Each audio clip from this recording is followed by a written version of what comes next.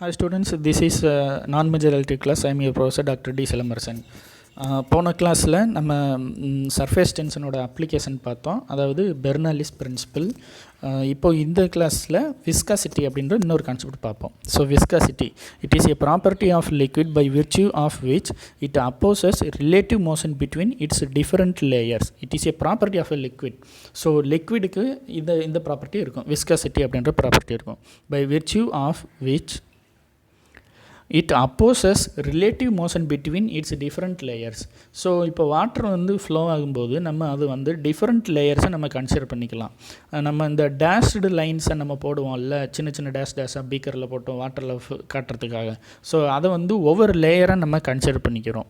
அது என்ன பண்ணும், வாட்டர் ஃப்ளோ ஆகும்போது அந்த லேயர்ஸ்க்கு இடையில் உள்ள ஃபோர்ஸை தான் விஸ்காசிட்டி நம்ம சொல்கிறோம். அது என்னங்கிறது இன்னும் டீட்டெயிலாக பார்ப்போம்.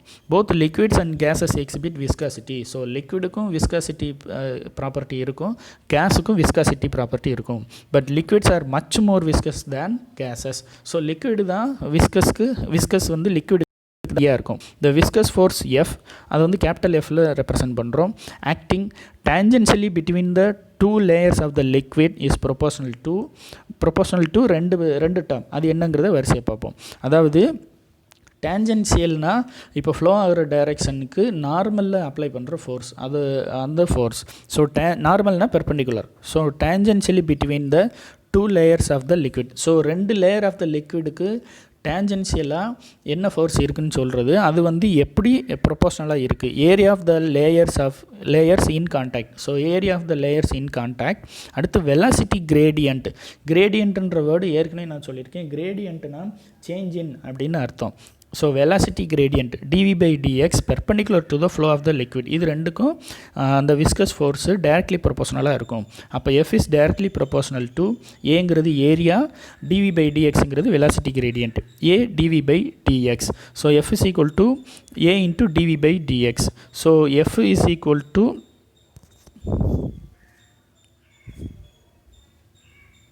சரி, அந்த ப்ரொபோஷனல் எடுக்கிறதுக்கு அங்கே ஒரு கான்ஸ்டன்ட் போடணும். அதை அவங்க போடாமல் இருக்காங்க, நீங்கள் போட்டுக்கோங்க.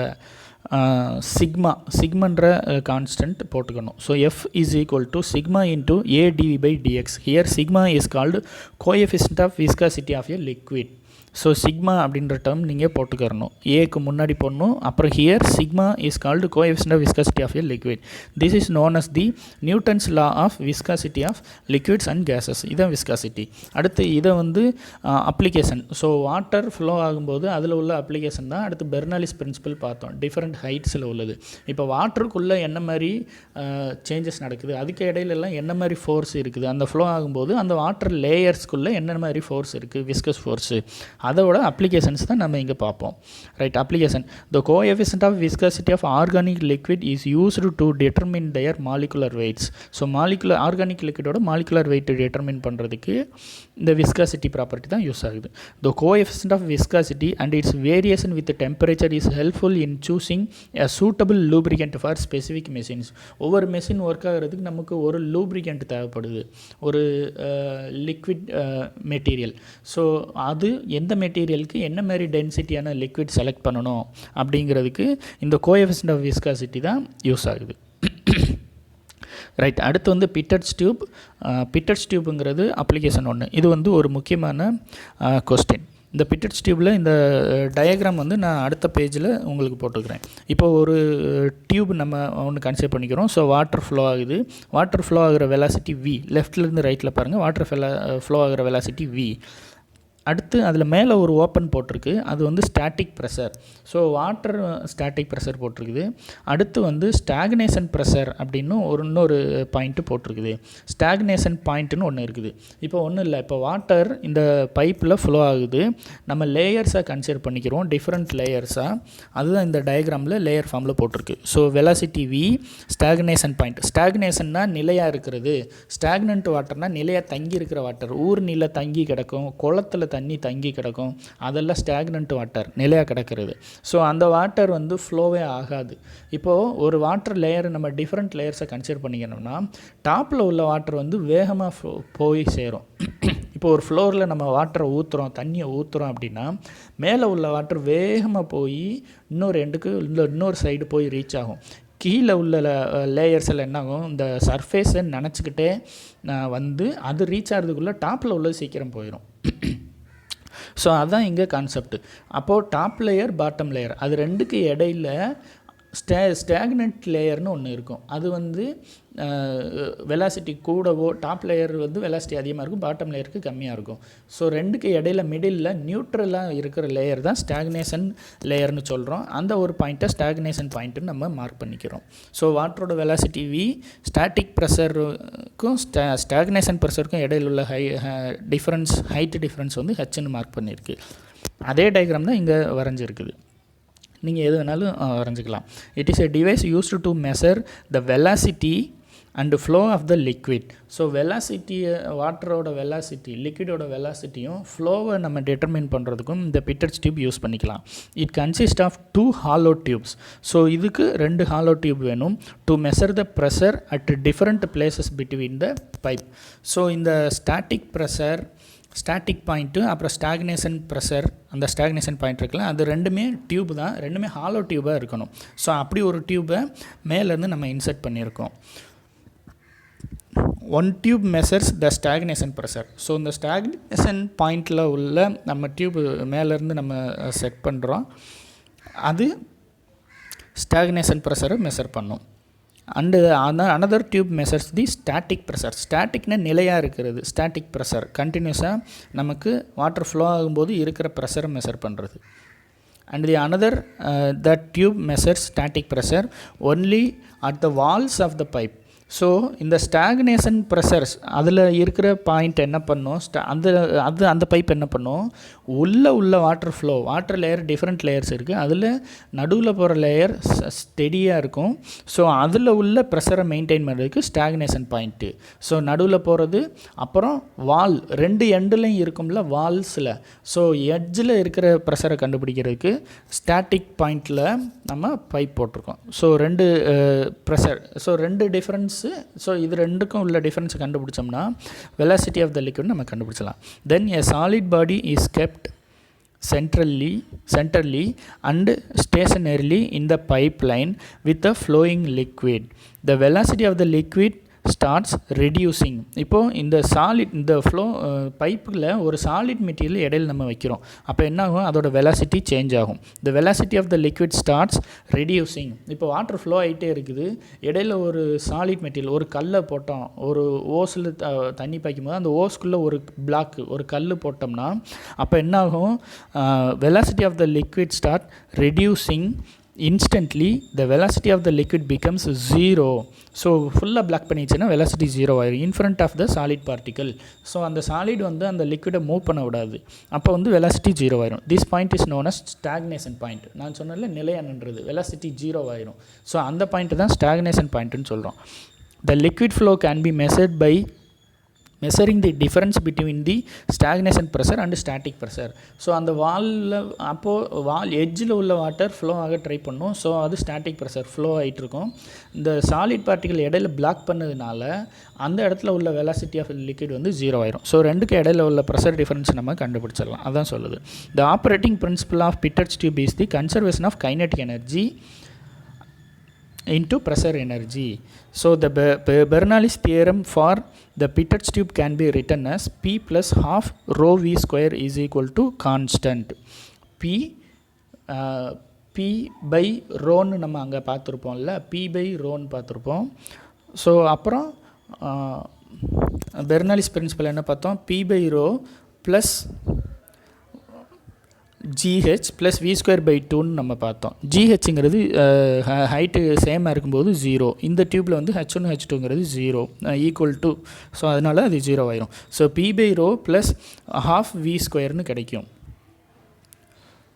So P by rho plus half V square, அந்த ரோங்கிறதால நம்ம மல்டிப்ளை பண்ணிட்டோம்னா P by rho into rho போடும்போது வெறும் P மட்டும் கிடைக்கும். அடுத்து half V square இருக்குது, ரோவால் மல்டிப்ளை பண்ணால் rho is equal to constant. Here P is pressure, rho is density and V is the velocity of the liquid. இதோட அப்ளிகேஷன் பார்த்தீங்கன்னா Pitter's tube is used in aircraft to measure the air flow velocity. So air flow, ஏன்னா இது வந்து liquid ஃப்ளோவுக்கும் நம்ம use பண்ணிக்கலாம், air ஃப்ளோவுக்கும் use பண்ணிக்கலாம். ஸோ ஏர்க்ராஃப்டில் ஏர் ஃப்ளோவோட வெலாசிட்டி மெஷர் பண்ணுறதுக்கு யூஸ் பண்ணுறோம். They are used for mapping flow profile in a channel or duct. சேனல்னால் வாட்டர் ஃப்ளோ ஆகும்போது நிறைய சேனல் இருக்குல்ல. இப்போ ஒரு பாயிண்ட்டு, இப்போ ஒரு இடத்துல வந்து நிறையா வாட்டர் நம்ம பம்ப் பண்ணி ஒரு டேங்க் மாதிரி வச்சு மற்ற இடத்துக்கு எல்லாத்துக்கும் நம்ம டிஸ்ட்ரிபியூட் பண்ணுறது, அதை சேனல்னு சொல்லுவோம். It can be easily installed in high temperature and pressure conditions. இதெல்லாம் அதோட அப்ளிகேஷன்ஸ். ஸோ பிட்டர்ஸ் டியூப் அப்படிங்கிறது ஒரு முக்கியமான கொஸ்டின். அடுத்து வந்து venturimeter. It is used to measure the rate of flow of liquid flowing through a pipe. முதல்ல வந்து Pitot's டியூப்பில் வெலாசிட்டி ஆஃப் த லிக்விட் நம்ம கண்டுபிடிச்சோம், ரைட்டா. இங்கே வந்து rate of flow of a fluid flowing through a pipe. This device is worked basing on the principle of Bernoulli's theorem. So Bernoulli's theorem ஓட applications தான் இந்த ரெண்டு கேஸுமே. It has 3 main parts. அதான் இந்த டயக்ராமில் போட்டிருக்கு. ஸோ இப்படி ஒரு பைப் இருக்குது. பைப்பில் 2 எண்டும் சேம் வால்யூமில் இருக்குது. இடையில உள்ள பாயிண்ட் வந்து ரெடியூஸ் ஆகிருக்கு. ஸோ அப்போ என்ன நடக்குதுன்னு பார்க்குறோம். ஸோ செக்ஷன் 1 அப்புறம் செக்ஷன் 2 மார்க் பண்ணியிருக்கு. பைப் 2 எண்டுலையும் இருக்குது. அதோட ஏரியா ஆஃப் கிராஸ் செக்ஷன் சேமாக இருக்குது. இடையில உள்ள area of cross section vary ஆகிருக்கு. அதுதான் நம்ம பார்க்குறோம். So first point converging point. கன்வெர்ஜிங்னா குவிகிறது.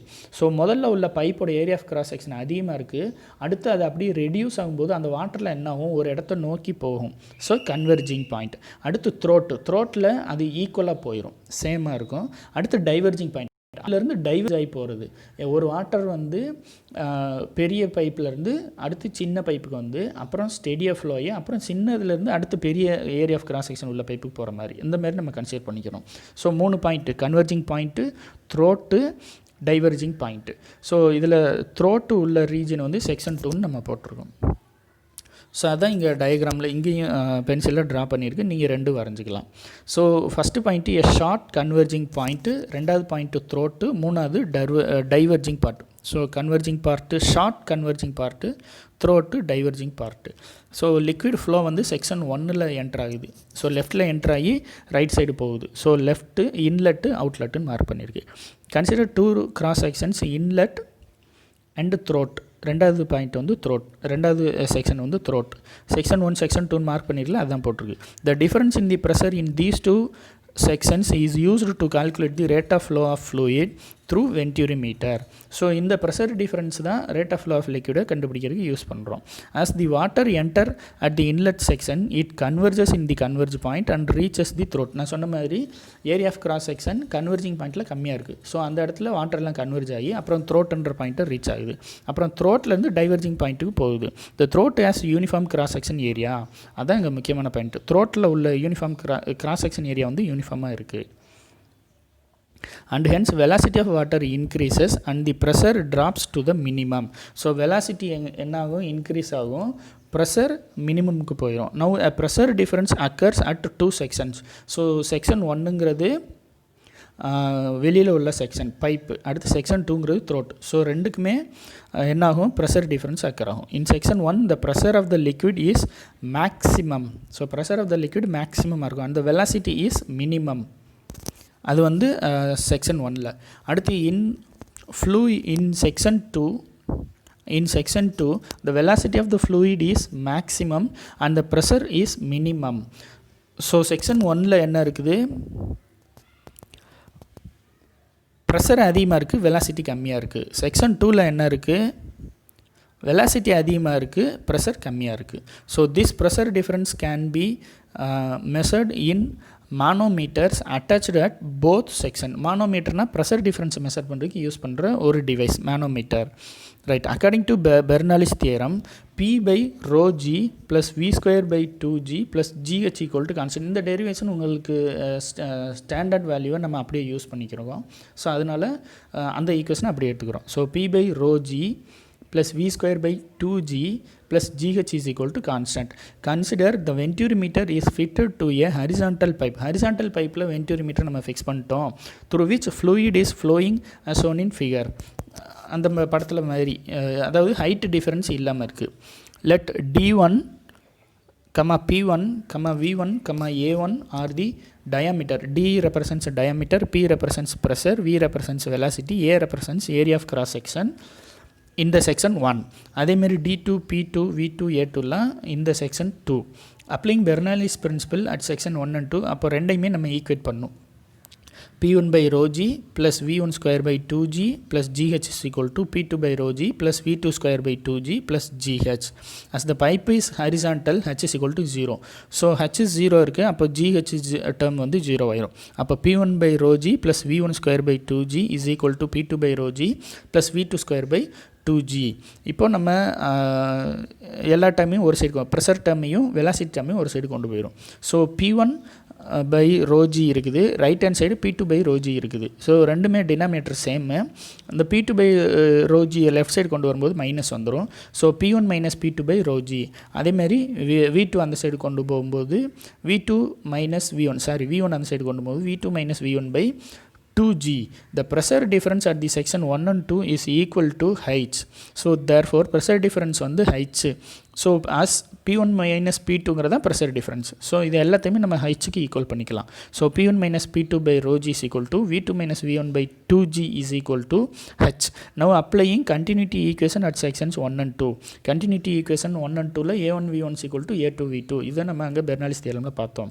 இப்போ by solving the actual discharge is given by Q actual is equal to CD is equal to A1 by A2 divided by root of A1 square minus A2 square into root of 2GH. இந்த derivation ரொம்ப லென்த்தியான derivation, அது major ஸ்டூடெண்ட்ஸ்க்கு தான் இருக்குது. உங்களுக்கு வந்து just அந்த ஃபார்முலாவை யூஸ் பண்ணியிருக்கு, அதான் நம்ம டைரெக்டாக போட்டிருக்கு. Here CD is the coefficient of Venturi meter and its value is less than 1.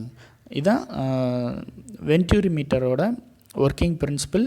அதில் நம்ம எப்படி அப்ளை பண்ணுறோம், இந்த பெர்னாலிஸ் பிரின்சிபலை எப்படி அப்ளை பண்ணி water rate of flow of velocity எப்படின்னு நம்ம கண்டுபிடிக்கிறோம். ரைட் ஸ்டூடெண்ட்ஸ், இதுவும் ஒரு முக்கியமான கொஸ்டின். இப்போது இந்த பார்ட்ஸ் ஆஃப் வீடியோஸில் நம்ம என்ன பார்த்தோம், பெர்னாலிஸ் பிரின்சிபல், அது ஒரு முக்கியமான 8 மார்க் கொஸ்டின். அதுக்கப்புறம் இந்த பிட்டட்ஸ் டியூப், வென்ட்யூரி மீட்டர், இது ரெண்டில் ஏதாவது ஒன்று 5 மார்க்கில் கேட்கலாம், இல்லை ரெண்டுமே சேர்த்து 8 மார்க்லையும் கேட்கலாம். ஸோ இந்த பார்ட் ஆஃப் யூனிட்டில் இந்த 3 கொஸ்டினுமே ரொம்ப முக்கியமான கொஸ்டின், அதனால் இதை வந்து தரவை படிச்சுக்கோங்க. ஸோ இதோட இந்த செகண்ட் யூனிட் முடியுது. அடுத்து வந்து நம்ம நெக்ஸ்ட் கிளாஸில் கன்டினியூ பண்ணுவோம். தேங்க்யூ.